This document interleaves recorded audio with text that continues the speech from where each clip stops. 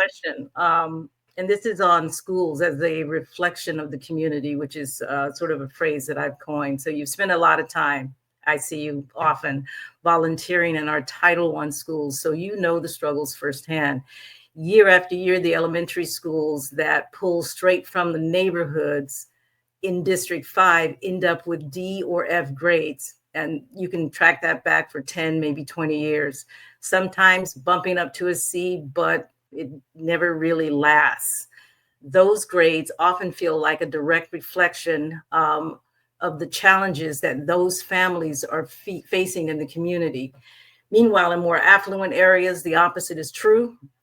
How do you see your role as a council member working alongside leaders like Shake Washington on the school board or Gwen Myers on the county commission in stabilizing families and improving neighborhoods so children have a better shot at success? It's important, uh, Jeanette Bradley. If the truth be told, it is so critical and vital that everyone can't do their own thing. Because when you look at District 5 City Council, when these terms typically is over, we typically will get in the seat and run for County Commission District 3. And why? Because it covers the same area. There's no way possible that we could be sitting in these seats and do our own thing.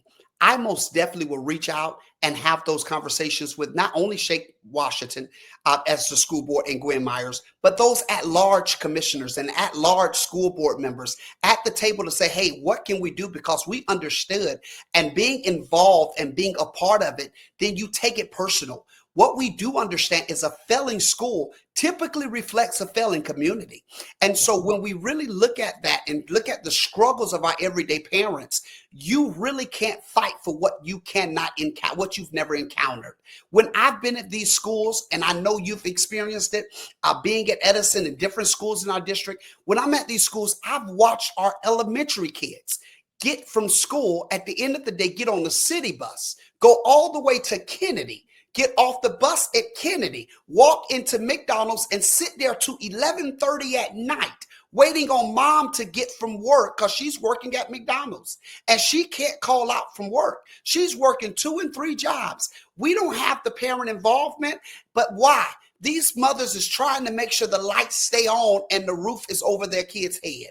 We got to make sure that we make life better and we pull some of these burdens by making sure our parents have the resources and information they need for them to thrive and be more involved in their kids' education. And that takes collectively all of us sitting at the table, strategizing on what it looks like, not just with elected officials, but also with those community leaders that's doing the work.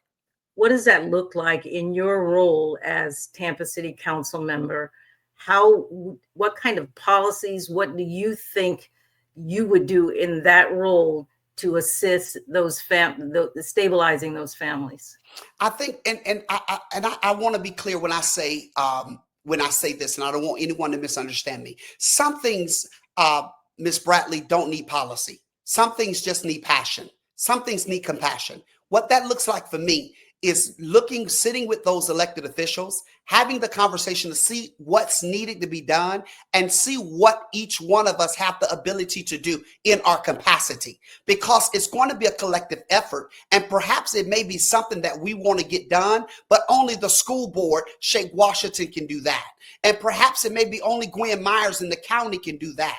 And then only city council, what I can do. So I think we have to stay within our area of our expertise of what we can do.